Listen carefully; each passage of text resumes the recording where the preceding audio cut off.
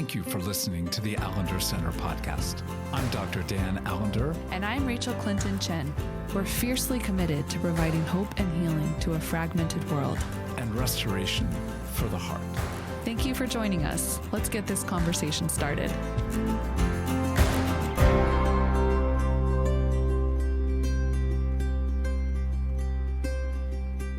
Rachel, the question I want to begin with is, do you think much about your gift giving? Yeah, I do. You do. I know that. Yeah, I do. I don't always, it feels like in the realm of like the curse, because it feels that sense of like, I genuinely want to gift people in that way that makes them feel like seen and known and anticipated and surprised. And let me give an example. Let me give an example. Yeah. Why don't you describe what you purchased with our team, but you were the primary lead for a point of celebration, at least in my life? Well, you and our friend, Kathy Lorzell, wrote a book called Redeeming Heartache, which was a labor of love to capture so much of your life's work, Kathy's life's work up to that point. And it happened to be written in a season just fraught with a lot of suffering in the larger world, but also in our world, in our small world. And so, and I know that our team is not always great at stopping to celebrate and actually pause and celebrate good labor. So we wanted to do something for you. But you're not an easy person to gift in the sense of, it's not that it's just, I think in some ways, so many people experience you and see you and have access to parts of you, but may not actually see deeper parts of you. It's the nature of having a public presence. So we wanted to gift you like really well. We knew that you have some Chagall prints hanging in your home, that's an artist that you love. He captures very well the beauty and brokenness, the holy and horror.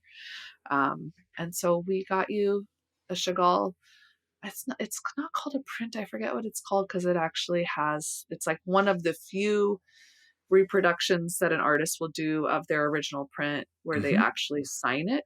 Yep. I forget what it's called, with his actual pen.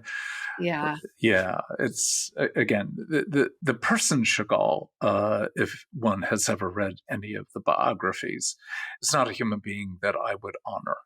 But nonetheless, the reality of his creation, primarily from what is called fabulist, a kind of playful, a lot of the figures are floating in the air, and the particular print you got was of a husband and wife.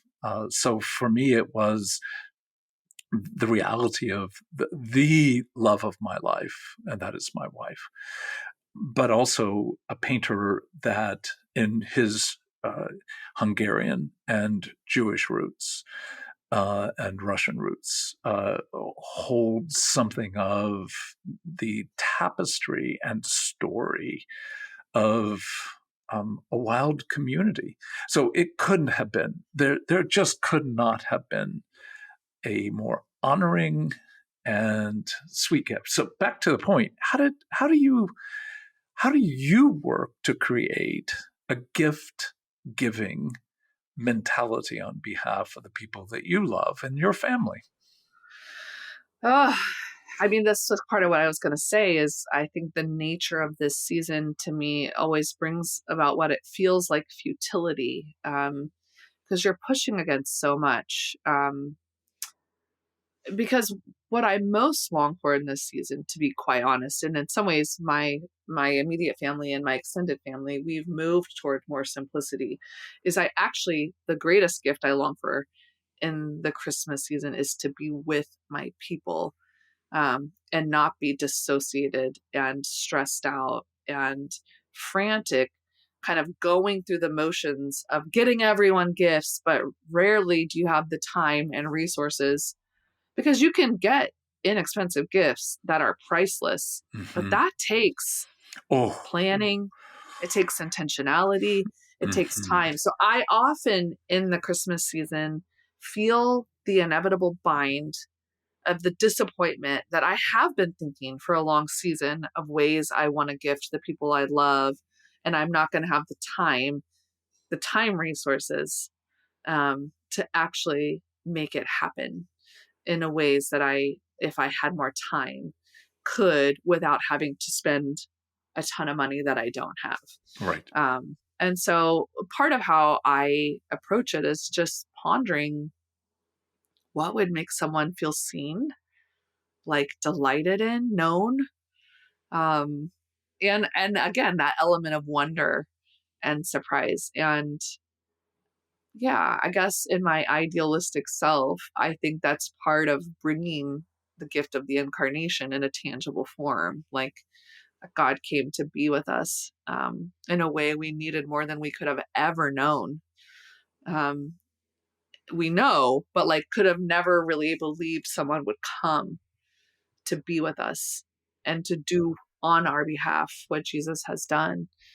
Um, and so I like to think of in my idealistic self, like Christmas gifts have the potential to do that. And then I also just have a very realistic self that is still somewhat caught up in capitalistic mayhem and wants to get my sister the sweater she's been wanting and wants her to feel that joy. So like both are true. I don't want to come across sounding like I'm like the saint of gift giving because I'm not. Ah, I'm sorry. I can't. The saint of gift giving. Holy moly. It's hilarious. That is just, I don't want you to have to be set up to be perceived that way. But I do think you spend the kind of time in the pondering, the kind of time in the living in the real world, but also in a theological frame. So I think one of the first things that we're wanting y'all to consider is, do you bring a theology to your gift giving? Because if there isn't, then it leaves you in one sense back to almost pure commercialism and materialism. But that notion of what would bring delight, I think a lot of people operate on. And that's a good thing. It's at least a deep reality. And I would call it the already. What do we know what is within the purview of your experience of delight? Like, my family knows I fly fish. And so I expect, notice the lack of wonder, I Mm, expect some fly fishing gear, which I didn't purchase because I don't want. If I wanted it and thought I needed it, I wouldn't be waiting until December to get it. I would have purchased it before. Um, so it's delight, but not a lot of wonder. So mm, to live into the stretched labor of actually living with that question of what would bring delight, but what also would bring wonder, that surprise. And to me, that's the language of the not yet. It is the not yet of Jesus's return and the full and complete restoration of all things. Now, again, I don't want to create a category of gift giving that only saints like you can achieve. Uh, but at least to be in that position of going, can we ponder this? Like, if I can get a gift of delight, I've done darn well. But let me press a little further to go, what would surprise them? What would give them the taste of the coming not yet? Does that make sense? yeah. Like I will say, like early in my stepmotherhood, one of the best Christmas gifts I got was a little piece of paper from a 10-year-old with free tickets to play chess with him because he was teaching me how to play chess. And again, Does that mean other gifts I've received I didn't love? No, of course I loved them, and they always come with, something of that sense of delight and care. But the wonder of being invited to future games that a child is teaching me how to play, and they're getting to use their skills of teaching, that they were expressing, I want to play more games with you, like priceless gift. And again, we can move in another perfectionist way that becomes like, how do you one up that every year in this ritual of gift giving? Like if you give a really good gift, it's almost like, oh crap, do I have to like, do even better in the next season? And I think, no, there are going to be seasons where that kind of gifting comes really easily. And there are going to be seasons where it's a little more challenging, or Mhm. where you need to move towards simplicity. Like simplicity can still bring wonder. And that's why I would say in this particular season of our lives that are hectic and crazy, with our kids being in so many multiple sporting activities and school and robotics and having a 15-month-old and living far away from family, honestly, our most of our gift giving in this season, that are like the bigger gifts, is going to be paying for travel to visit family. So it actually liberates us then to be able to say, hey, we're not going to participate in, the normal, okay, we're spending a bunch of money on gifts that most people at the end of the day, like, could take or leave. But how can we be creative to say we do have some gifts to bring? And I think for us, that will look like, what's a game we want to take with us to gift Nona and Papa, to keep at their house, that we can all play together when we're there. Mhm. So there are ways, but I do think it's hard to think theologically about this, especially in a season, again, that we don't actually have a lot of time to stop and be present with ourselves, let alone all the people in our midst. Right there. You're hitting the key issue for me, at least, and that is, do I have the resources? There are gifts that I would love to give my family. I don't have the money for. On the other hand, there are gifts that I don't know yet what to give, but it's going to take the pondering to actually step into what is the season, what is the life experience, what are the current vicissitudes of this particular person, and how can I add something that, again, back to those two key words that I think are really imperative to underscore: delight and wonder. If you can create wonder, my guess is you're getting close to the word delight. But it, like the sweater, that is just such the proverbial category of, um, you know, the sweater that they would enjoy. That brings delight. But in that, what more might bring wonder? I don't know. I mean, I think we can give objects, and that's a good thing. It's a way of honoring that implied sweetness that you have thought about me and knew that I would have enjoyed this. But then to be able to go, what you just described with regard to the 10-year-old who invited you into a game, but also a game of intellect and play and competition. Oh, it's just perfect. So how do we give experiences? And because an experience probably has that intersection of delight, but also of more potential for wonder. Yeah, it does. And again, I will say, just honestly, sometimes we've done that thing. Well, even with the chess game, how often have I actually taken him up on that gift? Yeah, well, Um, how have you? some, but not as much as I could have. Yeah, so did Um, you win or lose? oh, I lost. Great. Like What? See, you created greatly delight and lost. wonder. Like greatly lost, because chess is so intense. And it's like you have to be watching for multiple strategies, and I'm just trying to learn the one. And every time I would be so focused on one, and then he'd be like, checkmate. So, Sweet. um, but I mean, I want to ponder this with you because I think this is, I know on the Allender Center podcast, so much what we talk about comes back to grief, but I don't know a way around it because I think to really be in the already not yet is to have to engage grief. And I think that's what I meant by saying like there's a lot of futility and like being in the ground of the curse, like the initial curse of when we lost that union and freedom. And there's this a sense of futility to some of our labor.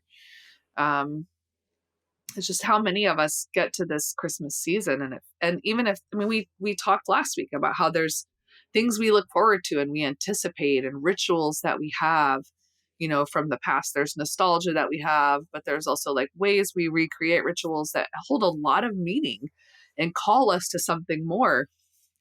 But there's also like something about, you know, futility and feelings of redundancy that can also feel exhausting in this realm. And that is something of like what we also face in this season where the wonder we long for and we're made for, the delight we're made for, the connection and community and love we're made for isn't always our reality. And we're up against so much. Um, and so it can also be exhausting to feel that pressure of like, is a gift, could a good gift for this particular season for some people to say, we're going to actually take a Sabbath Yeah.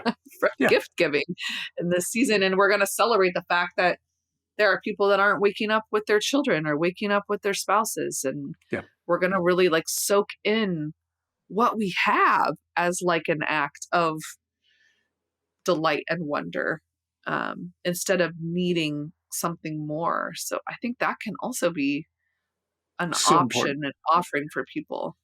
Well, and in that sense of wonder is another word for the word awe. And awe has that potential to be the word awesome, but it also has the potential to be the word awful. So we're in a gift giving season where the world feels like it is in more travail and in more war than ever before. Now, that might be not true for somebody who was celebrating Christmas in 1942 or 3, but the reality of where we are culturally, where we are as a nation, as we look into the year 2024 and the implications of chaos with regard to our political system, all that to be able to say, we're not talking about gift giving as a way of trying to escape, but actually enter more deeply into desire. And whenever you talk about desire, it is that intersection of the already, I know you, and I know you would have something sweet in this gift, but also something implied of there's a larger world that has something awful in it and awesome in it. So here's my example of what I've been thinking, and I'm hoping two things don't occur. One is that the person I'm thinking about listens to this podcast, and the other is someone who we have very dear to our hearts who might listen to this that I've not directly asked. So those are my caveats. My daughter-in-law, Sassy, loves essential oils. And so I've planned at least to get her a couple, kind of good resources with regard to that. But she loves learning. This is a human being who I have never in my life, even though I'm around really brilliant, gifted, and just love to learn human beings like you and others. Nonetheless, I've never been with anyone who loves to learn more. So I'm thinking, if I get essential oils, then I'm going to pay our beloved Jeanette White, who is brilliant and well-trained in the issue of essential oils, and pay for an our appointment with Hmm. Jeanette to be able to explore why these particular oils work in a particular way and why they are, in one sense, an invitation into a realm that she loves and knows a lot about. That is my daughter in law, but not at the same level that Jeanette knows. So to be able, in one sense, to take her into a new world, but a world she's familiar with, but a world that will be expanded just by an hour of conversation. Oh, it feels delectable. Like I'm just like so excited to get her oils and this connection with someone whom I know and love, and know that when I've got questions about essential oils, there's nobody I would rather go to than our boss, Jeanette. So that feels like, for me at least, with one person in my family, the ability to hold the already and not yet, to invite her into the unknown that will thrill her, but also, in one sense, provide her with even greater skill to be able to engage the object itself. I love that. That's a very good gift. Well, guess Yeah. what I thought about it? When we were, I don't, when we were having another podcast interview and someone mentioned the essential oils. No, I thought No, about it just now. really? During this Absolutely. podcast? Oh, yeah. I mean, just trying to take the categories because, I mean, I don't know how much preparation people think we make in these, but in this particular one, your word delight, but also wonder, it's what spurred that, oh my gosh, essential oils. I happen to be looking at a few right in front of me. And then it was like, oh my gosh, this would be such a sweet entry into something very comparable to your beloved 10-year-old taking you into. Mhm. So the fun part of this is, ideas will come. And sometimes, at least when I've pondered my not terribly vast, but still large family, there's just times where I'm going, I'm just going to get Jeff a sweater that I know he's going to take back, and just, I might as well just give him a check. Or here's $50. Have a happy Christmas. And there is a place for being able to go, I really don't have the time, energy, effort, resources to be able to ponder each and every human being within my family. Maybe I should, but I don't. And so there is this freedom. We don't want to set up such a sainthood here that it Exactly. creates, a level of exhaustion, but it's fun. Like the idea that just came together is freaking fun. I'm so excited. I mean, everybody else's Christmas gift will probably suck, but at least I've got one that overall feels like, oh, that's life-giving. And as we're having this conversation, I guess some of the people that are coming to mind to me would be the people who would say, again, we're talking about gift giving, we're talking about the already not yet around a specific season and moment that for a lot of people actually just brings a lot of heartache. And they really are just trying to make it through the holiday season, whether that's because there's loss and remembering and creating new celebration without someone just feels agonizing, or whether Yeah. it's because there's just a lot of heartache around this season. There's maybe relational heartache, or just real realities of suffering and grief. And I guess I would ask Dan, like, what encouragement, like, what if you would love to gift some of the people in your world, but you're not in good relationship right now, or it doesn't feel safe or honoring, and then that just brings up all kinds of agony. Mm-hmm. Or you've never tasted something of that kind of gift giving in return, so you can bless out of your own poverty, but it still has this aching desire for someone to want to gift you in that way. What words do we have? Well, I think, again, not that there is an answer to that superb question, But the beginning for me is what we've attempted to be able to say about the nature of nostalgia. Nostalgia as not a rounding off of the jagged edges of our heartache. It's an ability to say, oh my gosh, I want so much goodness for my family. And there are seasons, birthdays, special events, Christmas, where culturally we have this norm of gift giving. And in that, um, some of the gifts have been duds. I just think in terms of, Becky and I a couple of years back just basically looked at one another and said, let's stop this. Um, because, I mean, historically, there have been very few gifts I've been able to give her that she just goes, wow. Now, I did do one last year that was pretty spectacular. And I have it within me, but it's like 1 out of 20. And so we just came to a point of going, look, if there's something you really want for Christmas, buy it. And if it means something to you, I'll wrap it. But the way I wrap is so contrary to her own sense of aesthetics that she wraps it herself, and then we open it up, and then we pretend to be surprised. It's just almost again a kind of play, but what you're getting to is can we lean into the heartache?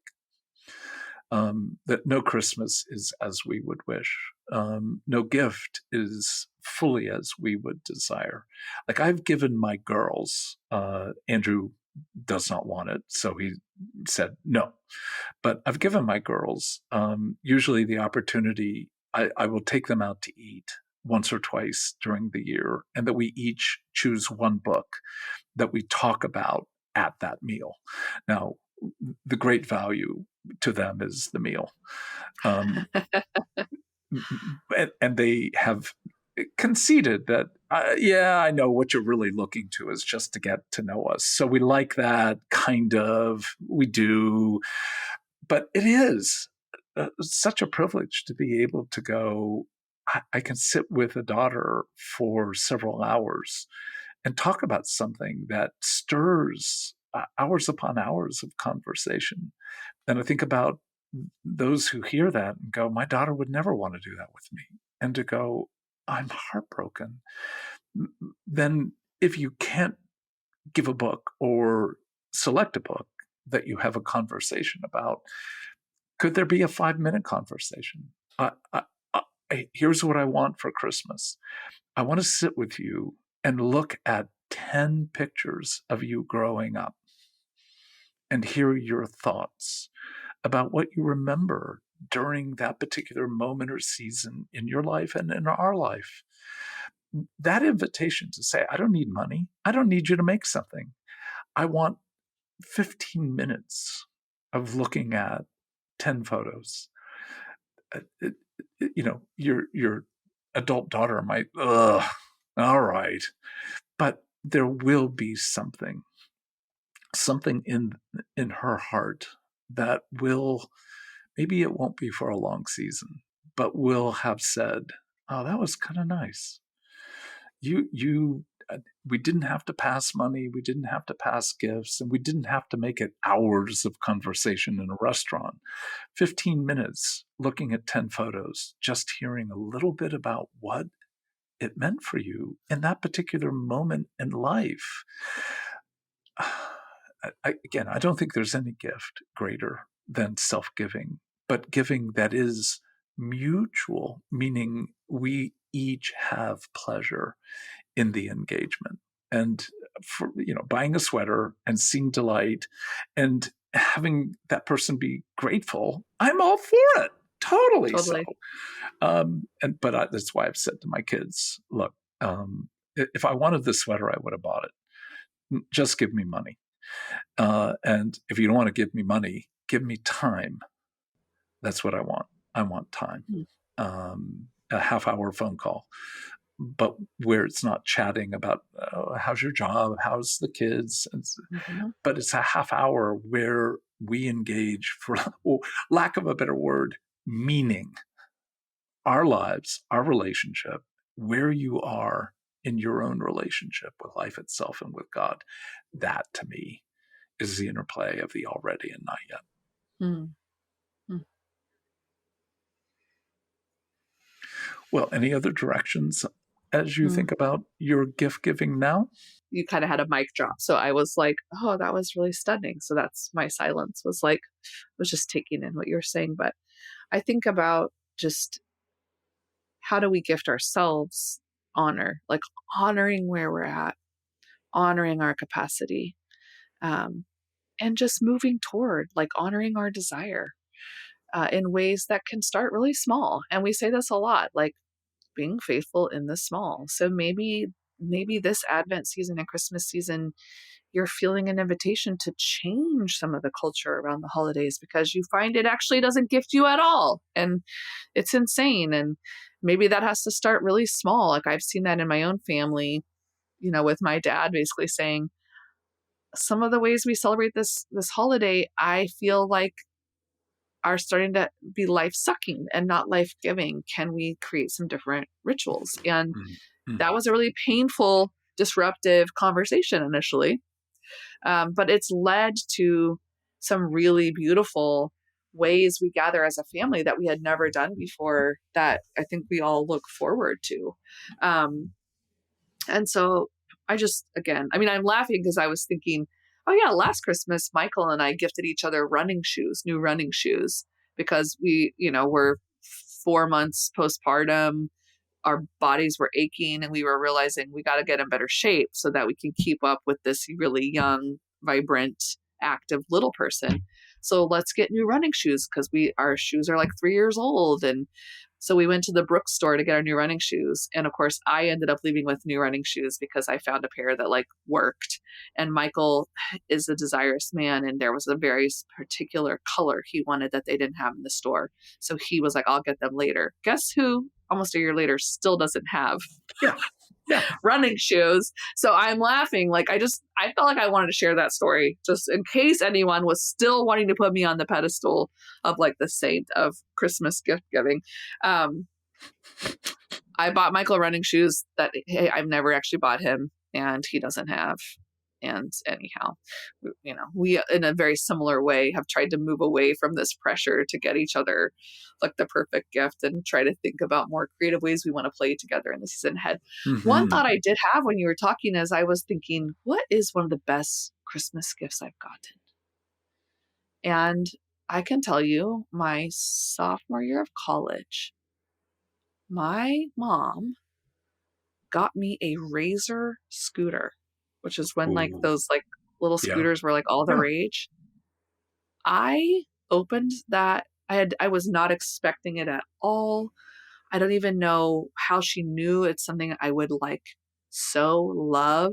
But I opened that thing up and I jumped up and ran around the house like a child for about 20 minutes. I just couldn't believe it. I was so excited that I was going to get to take this back to my college campus and ride it around. And I felt so seen and so loved and like celebrated for really playful parts of me, that like were a little bit goofy for a 20-year-old to be like living into. And I do remember, I was just thinking, so I was going to ask you, Dan, just is there a gift you remember receiving in this season that felt like it captured that sense of delight and wonder?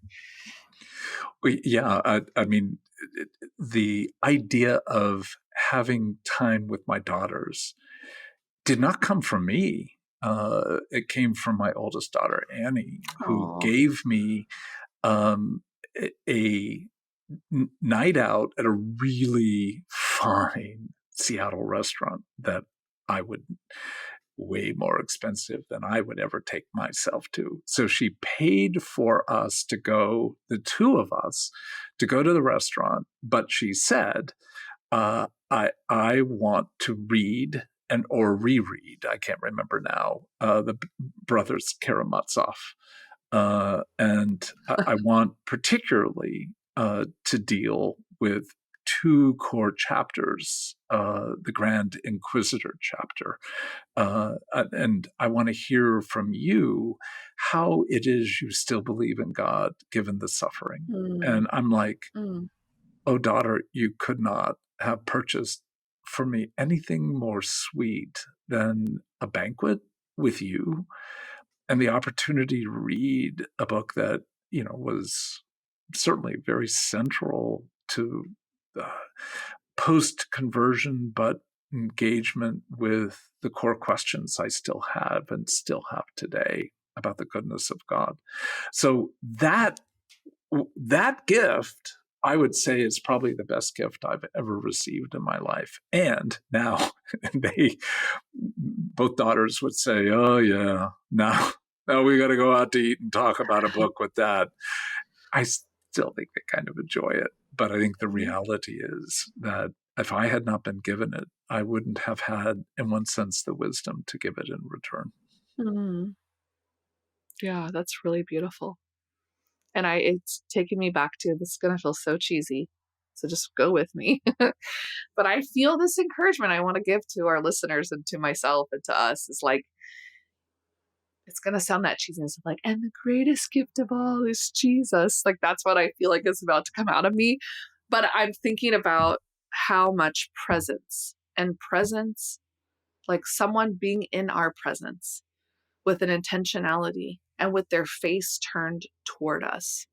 Um, and engaging us in a way that like we're most meant for, like where our hearts are being drawn in. And I'm just thinking about for those of us that need, in some ways we do need that cosmic reminder that we're not alone, like we are not alone. And that to me is what the greatest gift of this season, that we remember the incarnation, that Jesus came to be with us. But in this already not yet, as we wait for the return of Jesus to come and make all things right, in this season that is just so full of horror and suffering and heartache, and in ways that we feel complicit in because of the nature of the systems of our world, and there's work we have to do.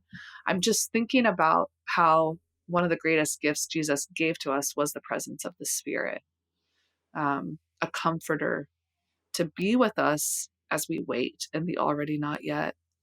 And there is something about presence and about the presence of God with us in a palpable, accessible way, that I hope, kind of even as we're pondering, how do we want to gift the people we love? How do we want to, in some ways, part of gift giving is like, how do we want to push against evil?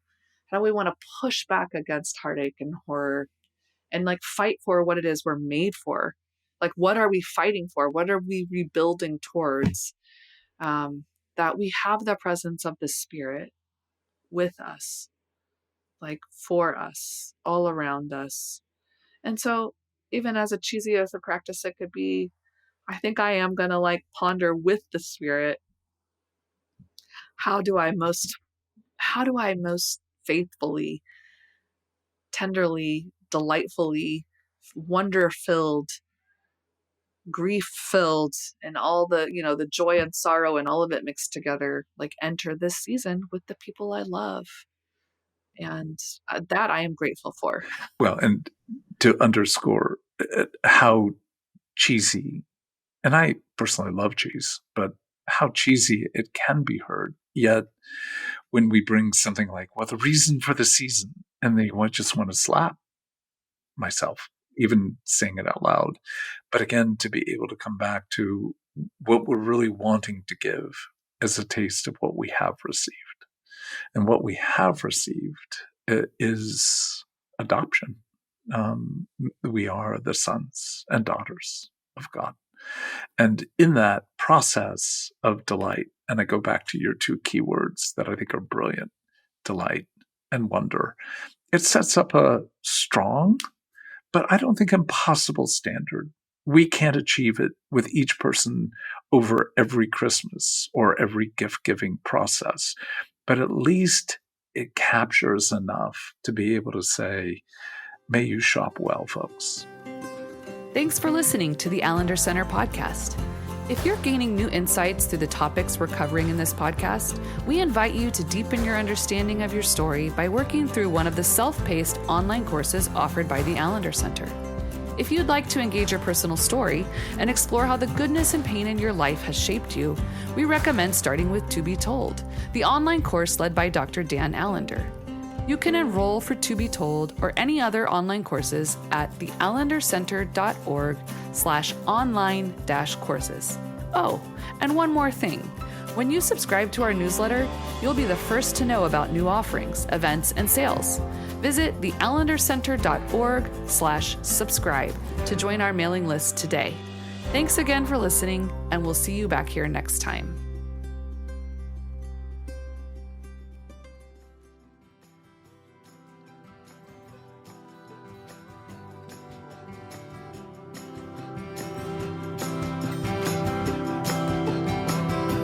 The Allender Center podcast is produced by the Seattle School of Theology and Psychology. If you'd like more information about the Allender Center, you can look at theallendercenter.org.